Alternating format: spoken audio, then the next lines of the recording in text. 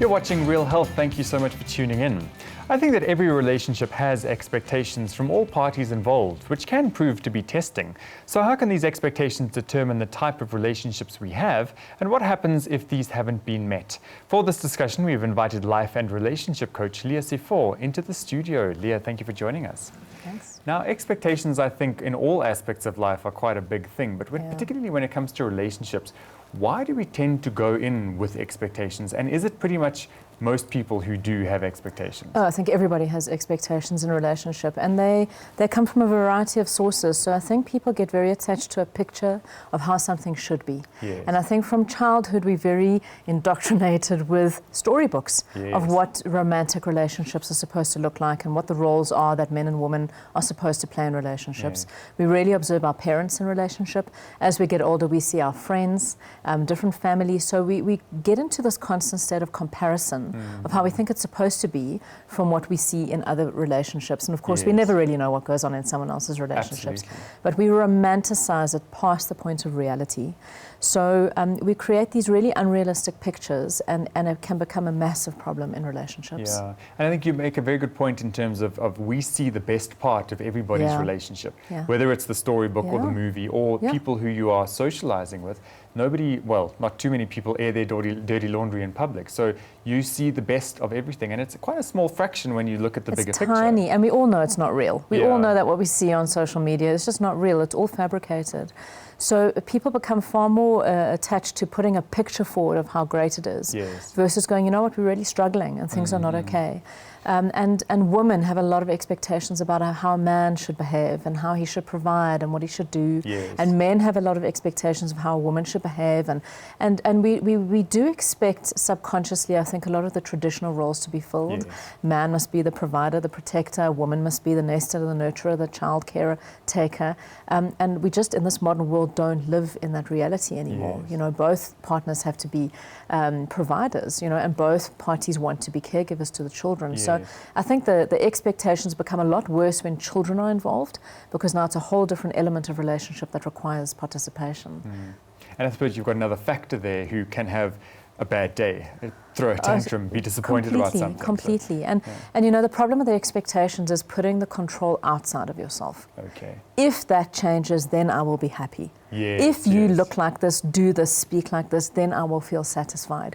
And it ties in, you know, with when, you know, in a previous episode when we spoke about intention setting, of how where you are is going to manifest the reality that you're wanting to experience. So if you are feeling fulfilled and happy and satisfied, your marriage and your relationship will be happy, fulfilled and satisfied. But most people put the expectation to the partner to go, you are responsible for my happiness. And that's quite a big responsibility and a pressure to put on somebody else, because you, if you, as you say, if you're not comfortable and balanced in your own space, then how can somebody else change that? And you also, I think, the relying on somebody to do that kind of thing means that you've just relinquished responsibility and stop making the effort. So we need to realize that we have to make an effort. And it breeds a lot of resentment in your partner. If they know that you have put everything on them to make you happy, to make you feel satisfied, they actually start feeling resentful, because relationship really is about let's meet each other in the middle and find the most workable way for both of us. Absolutely. Now, in terms of the part that we only see the good part on the outside when we're with people, or we only show the good part, how much in reality is not good? I mean, how difficult is it? Because I think, even for me personally, you want to think that it's all going to be good, but you go through these periods where things are tough, and you go through days where a big part of the day is a tough day. And how do you not sort of give up on the expectation or some element of it, or the good or the positive? Look, I think the number one thing with any relationship is communication. And being willing to sit with your partner and go, I'm actually not okay right now. My needs are not being met right now. I'm feeling like I'm drowning, and this is how I need your support. This is what I need from you. Because a big part of expectation is expecting your partner to be a mind reader. They must just naturally see that I'm having a bad day and that I'm not okay. Nobody is a mind reader. I don't care how long you have been in a relationship. People change all the time. So it's really important to sit your partner down and go, this is where I'm at, and this is the support I need from you to get through this right now.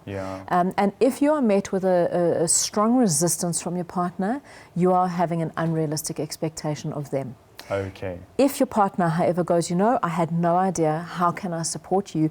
Now this expectation becomes realistic. Yes. Now you are teaching them how to treat you. Okay. So communication is the number one thing. I suppose also how you communicate that. If you just Yes. throw your toys completely, Yes. then you're going to get resistance by default. Yeah, almost, completely defensiveness, absolutely. When you're going in on the attack, you're going to get defensiveness. But if you bring a vulnerability in and go, I know that I may appear strong and coping and handling, I'm actually not. Yeah. And I've been lying to you. Yes, And this is the truth of where I am at. And are you able to give? Are you able to do? Yes. And how can we find the most workable way where both of us feel that we are winning? Yes. Now, if I've gone into a relationship with high expectations and I realize that I need to sort of moderate those expectations, how do I do the work to say, look, it's not your fault that I've brought these expectations and that you're not meeting them. I need to look at it from my perspective and see why they're not being met, and also, were they realistic at the start? Well, I think you just worded it absolutely perfectly. Oh, thank you. That is exactly how you would approach the conversation, is an awareness of self. Going, I get that I have got very high unrealistic expectations of you. I need to go and work with a coach or a therapist to look at where they come from. Why do they exist? And how can I start reframing that in my mind, that where we are is fantastic? Because one of the most damaging statements I hear in a relationship is, oh, but she's got so much potential. Oh, wow. Oh, yes. he's got a lot of potential. If he just applied himself, I know he could be a better version. What if he never gets there? Yeah. What if she never changes? Is this enough for you?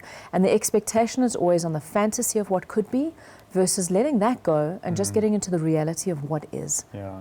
I love the way you say that it's breaking that perception of they have potential, because I think then you will always be disappointed. Even if they get close to the potential, you're still going to say, well, hang on, they're not quite there. Exactly. So to reframe that in a way that you can say, look, I love them because of who they are. That's the biggest thing. And realistic expectations in a relationship is has your partner ever done this or ever said it?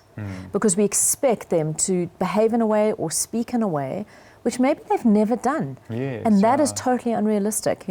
If you met someone who was earning this particular income with this particular qualification, but you're expecting them to suddenly earn 10 times doing a job they're not qualified for, that's unrealistic. Yes, it's never who they've been. Yeah. So you've got to be open and real about who the person is you're in a relationship with versus some fantasy you're creating in your head that they've never actually been. Absolutely. Are there realistic expectations to have when going into a relationship, or should you approach it as saying 0 expectations, let's see what happens? Look, I think you can have workable expectations in terms of, I expect us to always be respectful of each other's space. I expect us to always be honest with each other. I expect that we will always prioritize communication in our relationship. And expectations are a bit like ground rules. You have to sit down and actually construct the foundation of how your relationship is going to operate. And expectations has to be part of that conversation. So you can come into a new relationship with someone and go, look, based on my past relationships, I expect these things from a partner. Are you able to meet those? And if not, let's have a chat about that. But we kind of, it's a hidden agenda, expectations. We come in not telling our partner, but having them, then putting this whole obstacle course in place. And like, if you meet that, then I will be happy. And our partner has no idea that these things are in place.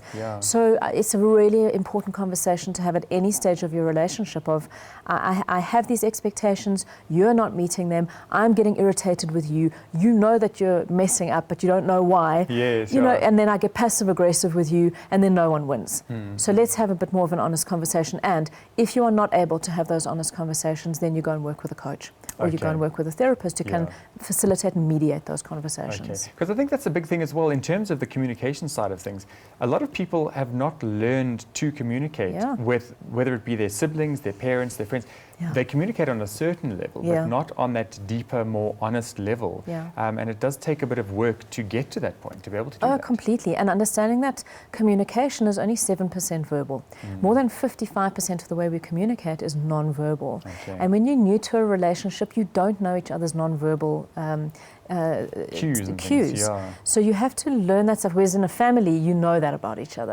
And it's assumed, and you just know that that particular look means that particular thing. Relationships don't know that yet. So you've got to teach that. And also, in that same vein, your partner might misinterpret a body language cue to mean something which it really doesn't. Yeah. And this is the kind of silent game playing that goes on in relationships. So an expectation has to be communicated to clear those misconceptions and those incorrect assumptions. Right. Leah, thank you so much for talking about this, because I think there are a lot of people out there who struggle to deal with certain things in their relationships because of the expectations that they've set. Yeah.